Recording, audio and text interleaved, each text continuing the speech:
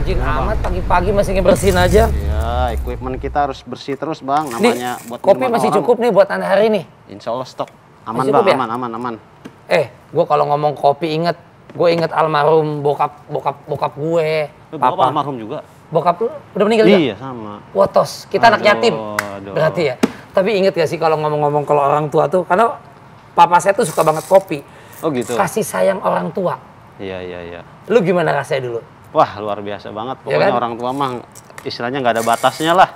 Iya ya. Iya, sampai kita tuh padahal udah nikah nih gue nih ya, udah punya keluarga, punya anak, masih ditanyain aja kabarnya gimana, termasuk sampai kerjaan nih, ditanyain Ji kerjaan lu gimana, bos lu si Riko tuh baik nggak orangnya? Alhamdulillah mak, iya kerjaan lancar, bos baik, sampai segitunya.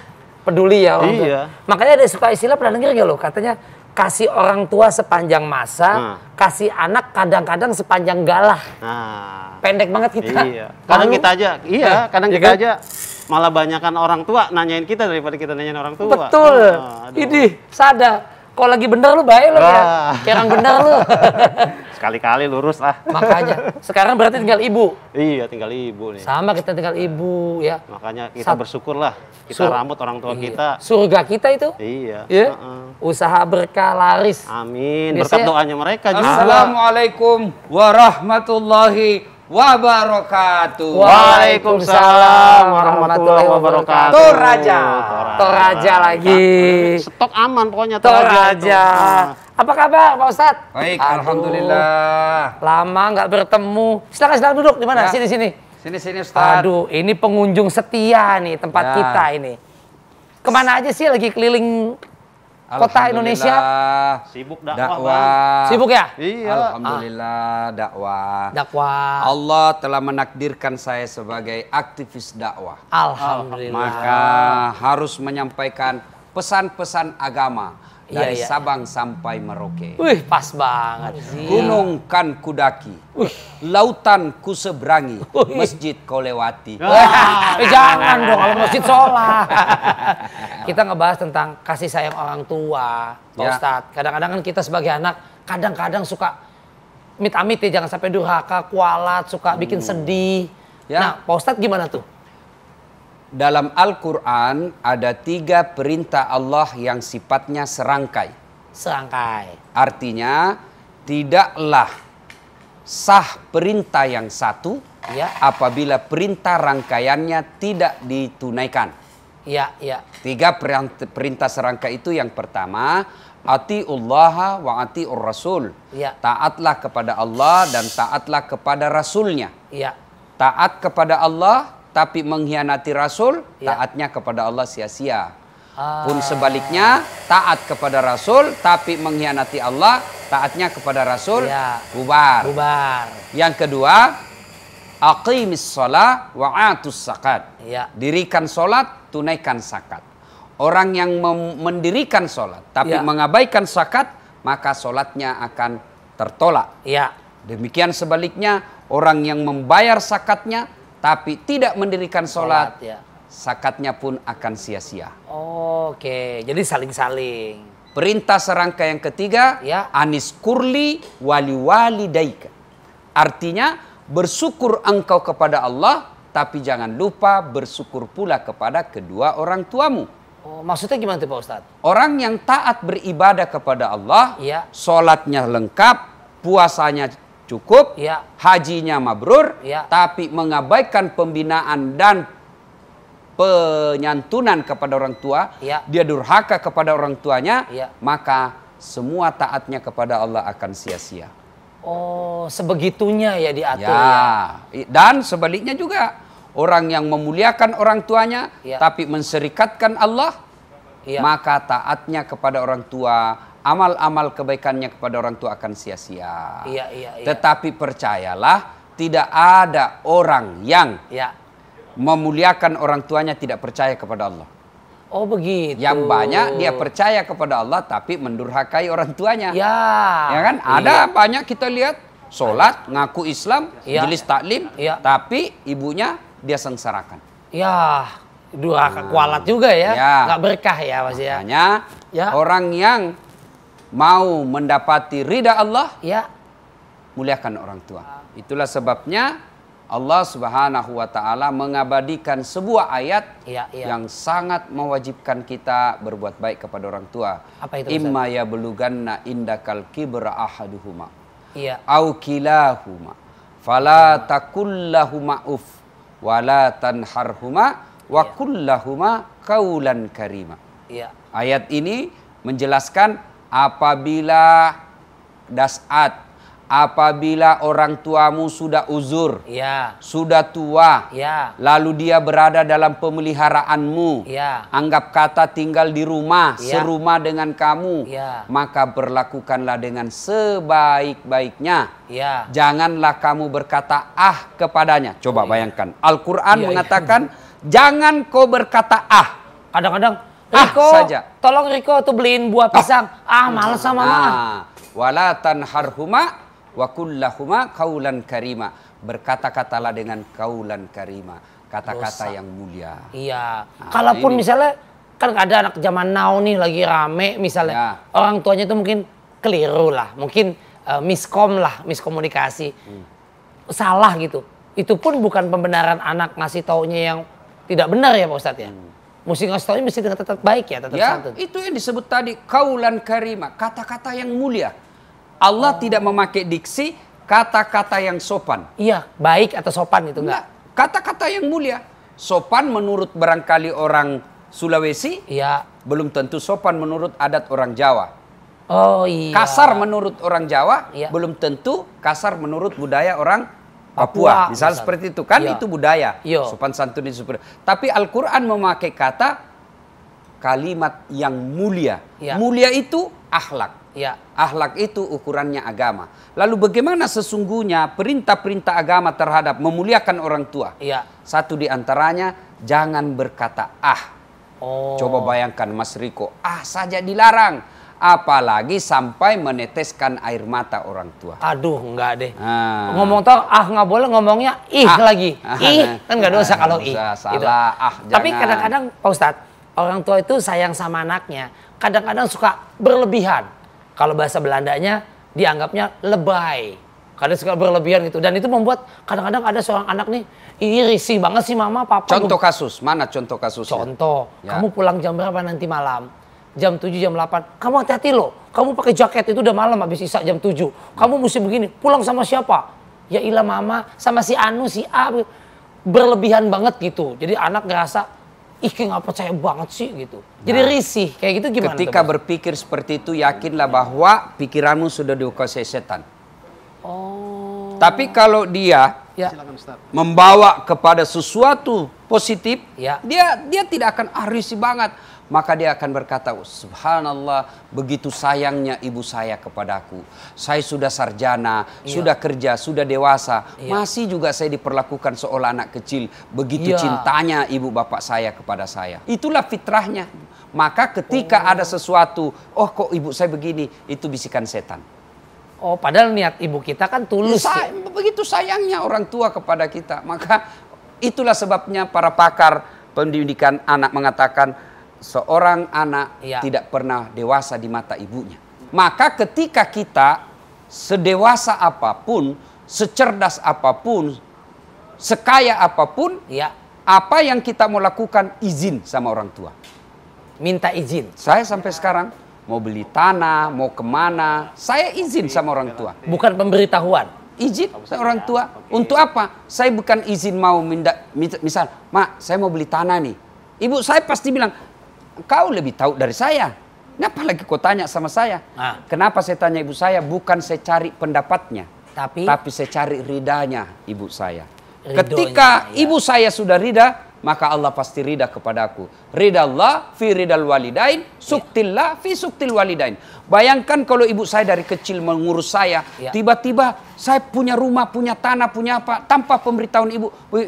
Maka ibu saya berpikir, anakku tinggi mi sekolahnya, besar mi, banyak mi ilmunya, tidak minat tanya-tanya saya. Tentu dia akan merasa kecil hati. Udah ngelangkain mama, sombong. Lalu kita akan berkata, niat saya kan tidak begitu. Oke? Niat harus baik, tapi cara pun harus mulia.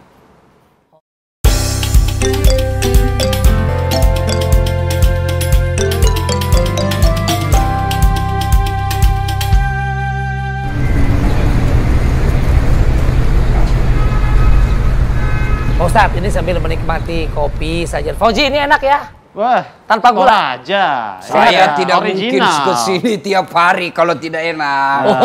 Dan enaknya di sini bisa ngutang. Kalau saya ke sini terus enak karena diundang TV One, Pak Ustadz. Sekali ngutang tetap ngutang. Pak Ustadz, ini belakangan, Ji, lu baca nggak Ji? Lagi viral. Ini nggak tahu adik-adik, wah ini lah sambil minum tamu. Belakangan lagi viral, Pak Ustadz. Ada anak-anak yang menitipkan orang tua. Anak atau anak-anak? Anak-anak, betul dewasa sih. Ya, kalau anak-anak lain lagi, Bos. Kecil ya. Anak. Anak, betul.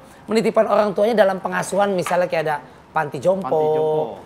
Dititipkan. Nah, itu kalau pandangan Pak Ustadz, ini lagi rame kan. Seperti apa itu Pak Ustadz, kayak begitu? Inilah yang disebut ayat tadi, kaulan karima, perlakuan yang baik, mulia. Iya, iya. Menitip orang tua di panti jompo bagi orang Jepang itu lumrah. Di Amerika biasa. Di Amerika biasa. Ya. Tapi untuk budaya timur khususnya kita beragama Islam itu bukan tindakan yang baik. Tapi tidak serta-merta kita mencela mereka. Kita lihat dulu dalam ilmu komunikasi ada yang disebut berempati. Empati. Apa itu empati? Menempatkan diri kita pada posisi dia. Iya. Bisa jadi ketiga anaknya mungkin tidak mampu mengurus orang tuanya karena sibuk dan lain sebagainya. Lalu dia merasa bahwa lebih nyaman ibunya di situ. Tapi saya sepakat apapun alasannya bukan sifat yang patut dicontoh. Itu ya. Kalau gimana kalau itu mau orang tuanya? Kalau mau orang tua ya itu bukan sesuatu sifat tercela.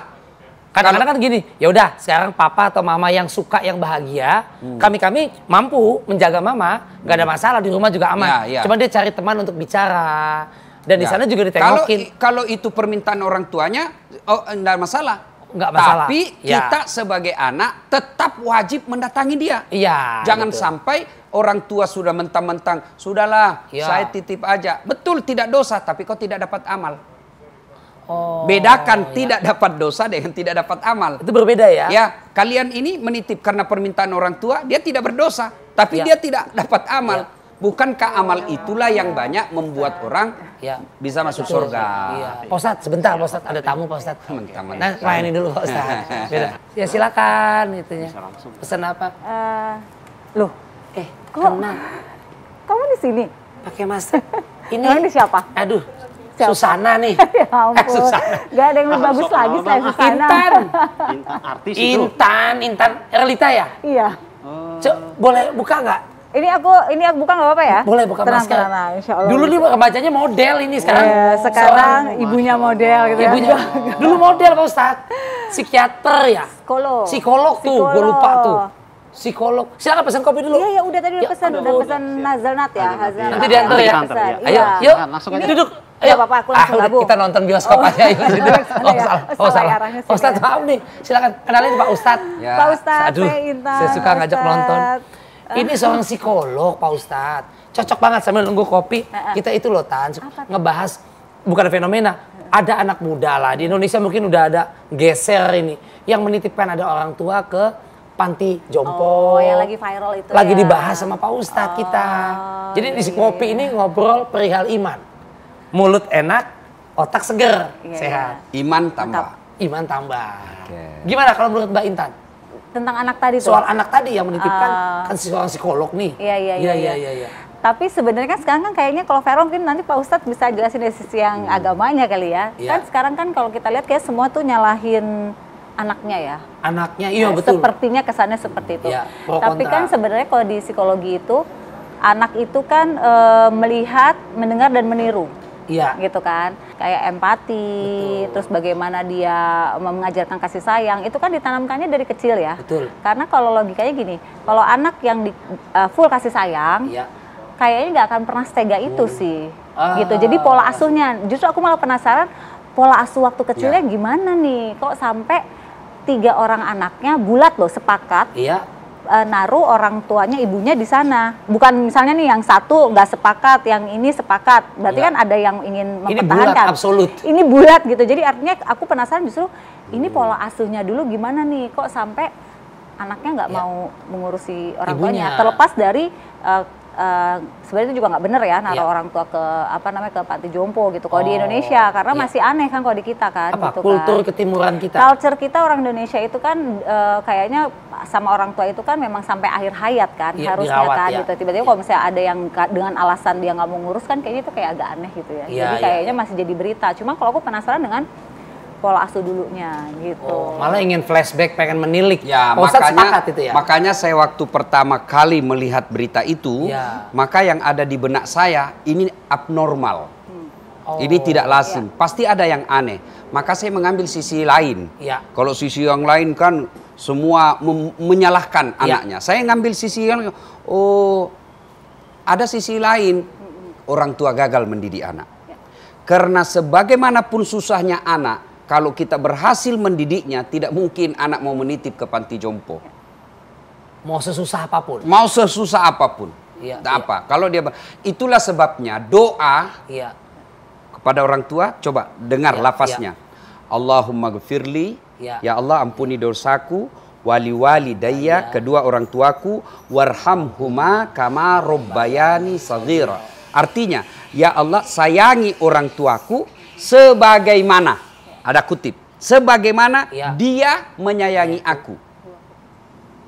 Coba itu, kata sebagaimana dia menyayangi aku. Berarti saya, karena orang tuaku sampai sekarang sangat sayang kepada saya. Maka pasti sayangku pun seperti ibu saya menyayangi saya. Itulah disebut sebagaimana dia menyayangi aku. Kalau dia sejak kecil tidak disayang oleh ibunya, maka jangan salahkan anak ketika dia besar pun tidak menyayangi orang tuanya. Nah, ini berarti ada kesalahan, ada keanehan dalam menjaga keluarga. Nah, kalau Mbak Intan mencermati perihal ini, tadi Pak Ustadz udah dari sisi agama juga, di ilmu psikolog ya Mbak, bener ada kayaknya ada relevansinya, related banget tadi pola asuh orang tuanya dulu ke anak, gimana nih kok bisa anak berbalik begitu gitu gimana? Jadi gini, makanya kita tuh kalau ada istilah kalau di psikologi kan golden age ya, usia golden age, golden age itu usia-usia yang benar-benar penanaman kayak karakter gitu, terus kemudian penanaman hal tentang kasih sayang yang basic tuh seperti apa. Nah, itu tuh anak harus diajarkan. Nah, kemudian ada kalau aku istilahnya ngomong gini, kita menanam yang menuainya tuh nanti. Makanya kenapa suka dibilang hati-hati pola asuh yang salah ini mungkin nggak sekarang kerasanya, tapi nanti di masa tua. Cuma kadang-kadang nih kita yang merasa sebagai masih orang tua produktif kayak nggak menyadari bahwa masa tua itu akan datang. Sementara anak itu kan memola.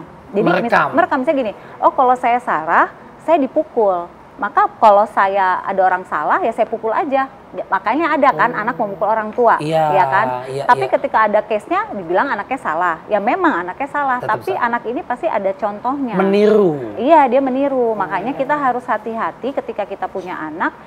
Kayaknya kita nyuruh anak untuk berbuat baik, tapi perilaku kita tidak menunjukkan seperti itu. Contoh misalnya, kalau di meja makan jangan sambil main handphone. Tapi ketika kita di meja makan, kita main handphone. Jadi anak confused kan antara yang benar yang mana ya? Kok kalau mama bilangnya nggak boleh, tapi mama sendiri kayak gini, maka dia akan mengambil yang paling enak. Nah ini hati-hati. Mungkin bisa jadi waktu kecilnya kalau mamanya marah ninggalin anaknya. Jadi ketika konsep dia marah, ketika konsepnya berarti saya bisa ninggalin orang tua saya. Nah ini hati-hati. Ditiru, dicontoh yang terdekat. Tapi dibalasnya nggak sekarang. Ibaratnya itu menjadi karakter. Akumulasi. Ketika satu titik dia merasa di kondisi ada tekanan ekonomi, tekanan psikis, maka yang kerekam adalah saya nggak bisa nih untuk menampung orang tua saya. Makanya dalam agama itu kewajiban orang tua mendidik anak. Balasannya kewajiban anak memuliakan orang tua. Jadi dua belah pihak. Saling Mendidik anak ada rule-nya, ada aturan mainnya. Silakan baca psikologi pendidikan, psikologi ini baca semua itu. Silakan, Allah tidak melarangnya. Hasil penelitian jurnal dari Eropa, Amerika, silakan. Makin banyak baca makin baik. Tapi keliru ketika Anda seorang Islam tidak membuka Quran, pola mendidik anak. Surah Luqman ayat 16 dan seterusnya. Ya bunayya, wahai anakku, la tusyrik billah, jangan kau menserikatkan Allah. Maka yang pertama ajarkan anak kita adalah akidah.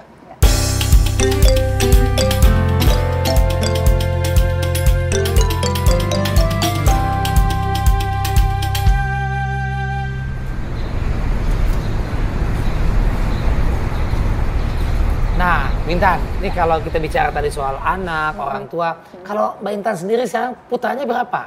Anakku 4. Suami? Alhamdulillah 1. Saya suka ketukar Pak Ustadz. Anaknya berapa katanya? Anak 1, suami 4. Terbalik gitu. Berarti anaknya 4. Anak 4. Paling besar? Mau kuliah tahun ini. Oh. Iya, Ustadz, insya Allah. Paling kecil? SD kelas 2. Dia mau ayah tiri nggak? Oh enggak ya? Itu pola ngedidiknya seperti apa? Apalagi kan sibuk sebagai juga pengajar, psikolog, artis juga. Bagaimana menanamkan nilai-nilai baik itu? Jadi gini, mungkin nanti aku tuh seneng kayak gini, acara-acara aku tuh seneng karena apa? Aku tuh banyak dapat ilmu ya. Karena buat aku tuh jadi orang tua kan gak ada sekolahnya, ya kan. Betul. Jadi kita tuh harus banyak belajar. Nah, brainstorming. Jadi kalau aku suka menyarankan ke orang tua bahwa kita harus banyak belajar. Walaupun aku psikolog ya, kadang dengan anak sendiri tuh teori babak belur Pak Ustadz. Ketika udah prakteknya tuh babak belur gitu kan. Nah, kalau ditanya aku gimana cara ngasuhnya, cuman untungnya adalah karena aku banyak belajar, banyak bertanya, akhirnya aku tahu gitu. Ternyata walaupun aku punya 4 anak, ya kan, itu masing-masing anak kan punya karakter beda. Iya betul. Nah, orang tua ini harus tahu gimana caranya ngomong yang baik dengan anak yang pertama, kedua, ketiga, keempat. Jadi beda-beda. Iya, beda-beda karena karakter mereka beda-beda. Nah, kalau aku lebih ke anakku kayak yang penting pada saat ngumpul tuh kita bisa ini Pak Ustadz apa? Kayak quality time lah Pak Ustadz, bener-bener ngobrol, handphonenya ditaruh dulu gitu, terus melakukan sesuatu. Itu penting karena sekarang ini kayaknya ya komunikasi ya Pak Ustadz ya antara orang tua sama anak tuh renggang, karena sekarang kan masa gadget tuh hati-hati loh. Ya, di gadget digital. Orang tua di rumah yang sama bisa nyuruh anaknya makan tuh pakai gadget loh. Nah, di mana? Di kamar. Makan ya, Bunda juga di kamar, makanan di meja makan. Kalau dulu kan aku inget banget. Kalau dulu kan aku inget banget. Iya kan? Kalau dulu aku inget banget almarhum mama aku kan kalau nyuruh makan tuh ke kamar, terus ngetok. Udah datang Tan, makan ya. Kan itu kan beda ya. Ya, itu komunikasi bicara, kita ngelihat kan dan hal itu ternyata ke program di aku bahwa kalau aku minta anak aku makan berarti aku harus nyamperin mereka. Jadi buat aku gadget itu bukan media aku untuk komunikasi sama anak gitu. Hebat penerapannya ya. Mas Riko. Ya. Mayoritas ibu-ibu sekarang adalah ibu-ibu yang bekerja pula. Bukan fokus pada ibu rumah tangga. Betul. Mayoritas ibu, apalagi yang usia 40, 30 ke atas, berumah tangga, mayoritas mereka tidak tinggal di rumah. Tidak full di rumah. Dia bekerja. Yang kita istilahkan dengan wanita karir. Padahal punya anak, punya suami. Betul. Apakah Islam membatasi karir perempuan? Tidak. Tidak ada ayat dan hadis yang melarang perempuan berkarir. Betul. Tetapi dengan catatan harus tahu ilmunya. Tahu caranya ya. Ilmunya. Boleh menjadi politisi, menjadi pedagang, menjadi ASN, birokrat, boleh. Allah tidak melarangnya. Dengan catatan tahu ilmunya. Ilmunya apa? 1, harus dapat ridha dari suami. Itu dulu password pertama. Minta izin suami. Ridha, bukan izin saja, ridha. Kalau kita laki-laki tidak wajib minta izin kepada istri ketika mau keluar. Tidak wajib. Hanya dianjurkan memberitahu. Pemberitahuan. Kalau istri dia wajib memberitahukan dan minta izin kepada suami. Cakep. Nih. Komplain perempuan. Bagus. Komplain perempuan. Saya setuju Pak Ustaz. Komplainlah istri-istri. Kenapa istri harus minta izin? Kenapa suami tidak? Karena memang kewajiban suami cari nafkah di luar. Gimana saya mau dapat nafkah kalau saya cuma tinggal di rumah? Maka suami memang fitrahnya kewajibannya cari nafkah. Cari nafkah lebih banyak di luar. Nah, sementara istri bukan utama tugasnya cari nafkah, tapi mendidik anak. Ada perempuan hebat di luar, tapi alhamdulillah semua kewajiban kepada suaminya terpenuhi. Top. Alhamdulillah, istri yang luar biasa. Luar biasa. Tapi yang lebih banyak kita nampak di permukaan. Sukses di kantor, hebat status sosial, tapi gagal mendidik anaknya. 3 anaknya, 1 pengedar, 1 pengisap, yang cewek kawin lari di bawah bandar. Itu dia tuh Pak Ustadz. Suaminya terabaikan. Akhirnya apa?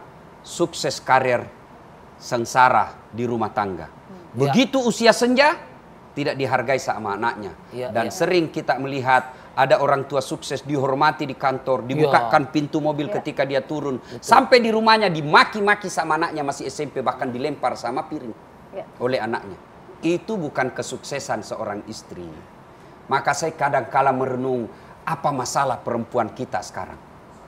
Itulah sebabnya Nabi ketika sakaratil maut ada 3 pesannya Nabi. Satu diantaranya, perempuan, jaga perempuan di antara kalian. Ketika Nabi sakaratil maut. Betul. Jaga perempuan di antara kalian. Saya bilang, kenapa perempuan akhir zaman? Bukan belum akhir zaman sih. Tanda-tanda sekarang perempuan aneh.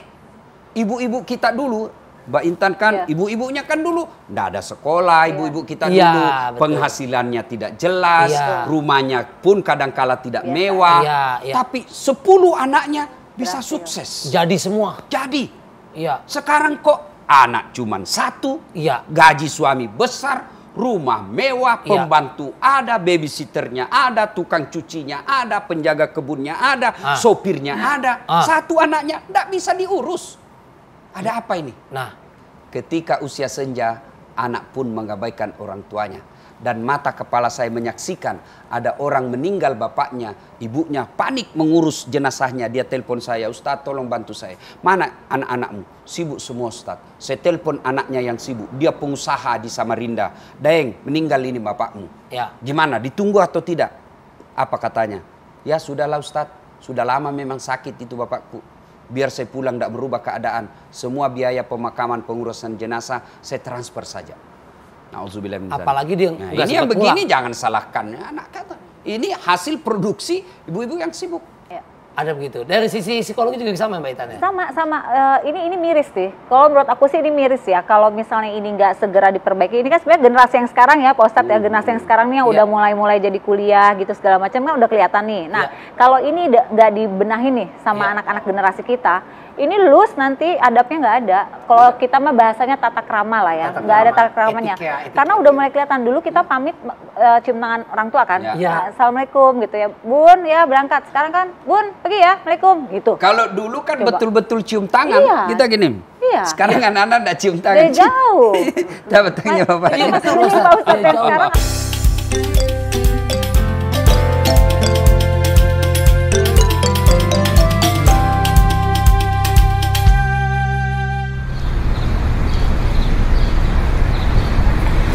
enak, minumnya kurang nggak kopinya? Silakan. Ya. Zi, ada yang mau nanya nggak? Mumpung ada Mbak Intan, ada Pak Ustadz. Mumpung ada, apa namanya? Mentor dunia akhirat. Pembimbing, ada yang ngimbangin gitu kan. Silakan mau tanya Pak Ji. Iya kan, sekarang nih di medsos nih anak-anak ya terutama ya. Giliran hari ibu aja kan, dia pada posting nih hari ibu gitu kan. Padahal nelpon ibunya aja enggak gitu kan. Nah kadang kita sebagai orang tua, kita juga kadang dilema nih. Kalau zaman dulu kan kayak Pak Ustadz bilang tuh, kita ngelihat orang tua aja takut ya kan, harus nunduk ke belakang. Karena ajaran kita dulu orang tua agak keras lah gitu ya. Sehingga anak bener-bener sopan santun lah, totok kromo sama orang tua. Nah sekarang dilema kadang, entah dari psikiater atau apa, katanya sekarang anak zaman now treatmentnya nggak begitu lagi gitu. Nah ini kira-kira gimana nih dari sisi psikologi sekarang nih kita ngadepin orang anak-anak kita gitu kan? Kalau dulu katanya kita udah ngajar anak zaman sekarang nggak kayak zaman dulu nih. Katanya anak zaman sekarang tuh pelan-pelan nggak bisa dikerasin gitu. Tapi kalau nggak dikerasin suka ngelunjak. Iya gitu. Jadi gini. Gimana?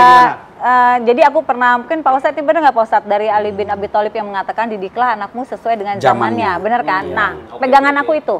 Jadi gini, memang dengan zamannya, karena nanti dia kan hidup buat 10-20 tahun ke depan, ya kan? Tapi itu bukan berarti dipukul rata, berarti anak sekarang dibiarin aja dia mau ngapain, terus anak-anak mau ngapain. Tetap orang tua terus punya konsep. Mau ngedidik anak seperti apa, karena kalau misalnya dengan alasan anak zaman sekarang nggak bisa dikerasin, salah. Justru coba perhatiin deh, banyak nggak anak sekarang yang kerja di kantor, punya masalah sama bosnya, pilih resign daripada dia menyelesaikan masalahnya. Betul. Itu kenapa? Karena dia nggak diajarin fighting, hidup itu perjuangan. Nggak ada. Ingat ya, anak-anak yang terlalu diberikan kasih sayang berlebih, ya walaupun kita mampu ya, itu menumpulkan jiwa berjuangnya. Dan kita kan gak akan mendampingi dia seumur hidup. Wallahualam ya Pak Ustadz, umur kita berapa? Menumpulkan. Betul, menumpulkan. Sekarang gini dia realitanya, banyak gak anak-anak ketemu masalah, dia lari dari masalah, atau dia mencari kambing hitam untuk disalahkan. Kenapa? Karena ketika dia membuat kesalahan, orang tuanya tidak menghukum, tanda kutip ya. Hukuman yang mendidik, biar dia belajar. Jadi artinya gini, didiklah anakmu sesuai zamannya, setuju. Tapi harus punya konsep, ada adab, ada cara. Karena kalau kita ngikutin zaman, bisa beneran jadi zaman edan ya Pak Ustadz ya. Dan itu kacau. Orang berkata, didiklah, Ali bin Abi Thalib berkata, didik anakmu sesuai dengan zamannya. Betul. Tetapi tidak berarti anak kita dididik oleh zaman. Oh gitu, beda pengertian ya. Jadi gini, zaman boleh berganti, adab tata krama tidak boleh hilang. Setuju Pak Ya. Ustadz. Nah, sekarang anak-anak kita, saya tidak cemas soal kecerdasannya. Oh iya. Oh, anak-anak kita cerdas. Naik motor aja dia bisa WhatsApp. Dunia internet anak-anak kita itu, wah hebat. Udah melek lah. Cerdasnya anak-anak kita. Tapi yang kurang adalah akhlaknya. Negara kita hancur ini bukan karena tidak ada orang pintar, tapi banyak orang pintar tidak punya akhlak. Itu akhlak. Maka Nabi pernah ditanya, ya Rasulullah, untuk apa kau hadir di muka bumi ini? Li utammimal makarimal akhlak, memperbaiki akhlak manusia. Kembali kepada kasus tadi, yang bermasalah akhlaknya, bukan kecerdasannya. Itulah sebabnya ketika Ismail alaihi salam, bayi usia menurut para ahli sejarah, Ismail waktu itu usianya 13 tahun. Lalu Ibrahim berkata kepada anaknya, wahai anakku, saya diperintah Allah untuk menyembelih kamu. Menurutmu bagaimana? Subhanallah. Pendek kalimat ini tapi sangat besar pengaruhnya dalam dunia mendidik anak. Wahai anakku, saya diperintah Allah untuk menyembelih kamu. Artinya perintah Allah saja Ibrahim masih ngajak ngomong anaknya. Biasa orang tua otoriter, saya mau kau jadi dokter. Padahal anaknya senang mesin. Dia gagal jadi tentara, saya mau jadi tentara. Kamu harus lanjutkan cita-cita bapak. Padahal anaknya senang pertanian.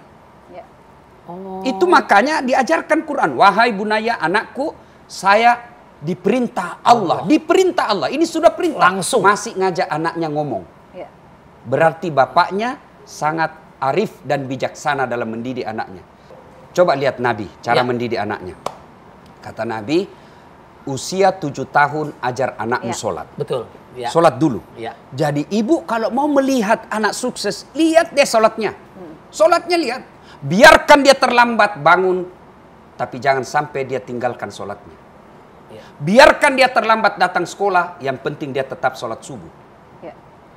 Kesalahan orang-orang modern, cepat kok nak, cepat kok. Terlambat kok pergi sekolah, cepat kok. Sholat, besok lagi. Akhirnya anakmu cerdas, tapi dia tidak takut dosa. Kalau anak sudah tidak takut dosa, hilang sudah kau punya anak. Itu pesannya ya. Sudah itu, 7 tahun ajari anakmu sholat. 10 tahun masih tidak mau, kata Nabi, pukul. Ada jarak 7 ke 10. 3 tahun. Berarti 3 tahun mendidik anak.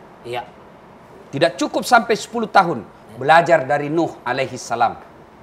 Ketika anak beliau sudah sakaratil maut, timbul tenggelam. Bapaknya mengambil tangannya. Nak, kau naik di perahu nak. Naik ke perahu. Sini kau cepat, sini kau nak. Tidak mau anaknya. Tapi ditarik terus. Sudah sakaratil maut, dia tarik terus. Itu maknanya. Kita mendidik anak sampai sakaratil maut. Sayang orang tua lebih sibuk carikan harta anaknya, lebih sibuk pikirkan rumah anaknya daripada pikirkan agamanya. Berbeda dengan Ibrahim alaihissalam. Ketika anaknya sudah mulai dewasa, pandai hak halal haram, maka dia kumpul anaknya, lalu dia bertanya, ya bunayya, wahai anakku, kalau saya mati nanti, ma ta'buduna min ba'di, apa yang kamu sembah nanti nak kalau bapakmu sudah meninggal. Itu Ibrahim dan para ulama. Kalau sekarang begitu sakaratil maut, nah ma ta'kuluna min ba'di, apa yang kamu makan nanti tong. Pain sibuk soal makannya. Makannya biar Allah yang ngatur. Maka 3 kewajiban orang tua kepada anak yang tidak bila dialaikan. 3 kewajiban orang tua. Artinya dia berdosa ketika dia tidak lakukan. 1, berikan nama yang baik. Ya. Orang tuanya Mbak Intan ini sangat tahu persis sehingga diberikan anaknya sebagai nama Intan. Di mana orang semua menyukainya. Ya. Maka itu untuk menyukai, maka akhlak. Bukan kecerdasan, tapi akhlak. Yang kedua adalah memberi makan yang halal. Halal. Memberi makan. Betul. Dan yang ketiga, mendidiknya. Mendidik. Tiga kewajiban orang tua ini.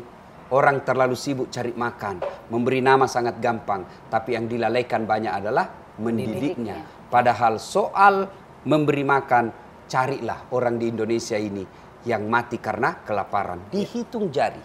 Iya.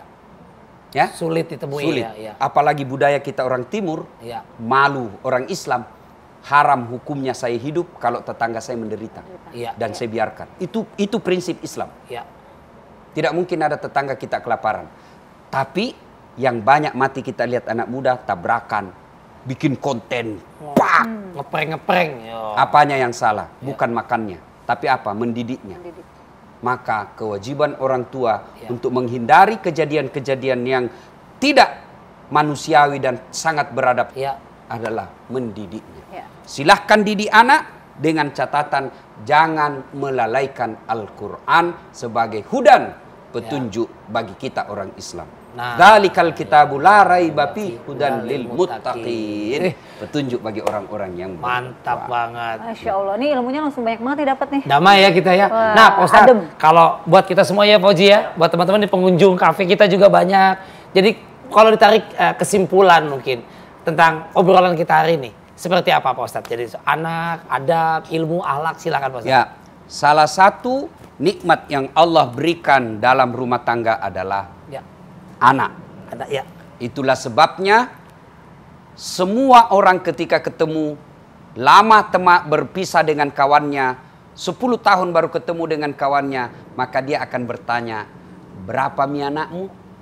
Itu dia tanya. Dia akan tidak tanya berapa mobilmu, berapa salonmu, tidak. Yang ditanya berapa anakmu. Kenapa? Karena memang anak adalah harta kekayaan paling berharga dunia sampai akhirat.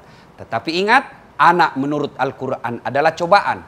Mengapa Ibrahim alaihissalam ketika dicoba oleh Allah tidak mengatakan potong istrimu, potong dirimu? Tidak. Allah perintahkan sembelih anakmu karena anak adalah cobaan. Bahasa Qur'annya fitnah. Fitnah tidak berarti seperti makna bahasa Indonesia, tapi sini adalah cobaan. Kalau orang tua dicoba dengan anak dan dia sukses berhasil mendidik anaknya menjadi anak yang soleh dan soleha, maka dia akan terangkat derajatnya oleh anaknya dan terselamatkan di akhirat oleh anaknya. Tapi kalau dia gagal mendidik anaknya, anaknya akan menjadi bebannya di dunia dan akan merepotkannya di akhirat kelak. Itulah sebabnya kita berdoa oleh Rasulullah diajarkan. Ya Allah, Allahumma rabbi habli minas solihin. Ya Allah, berikan hamba anak yang soleh. Semoga ada manfaat. Saya Das'at Latif. Assalamualaikum warahmatullahi wabarakatuh. Waalaikumsalam.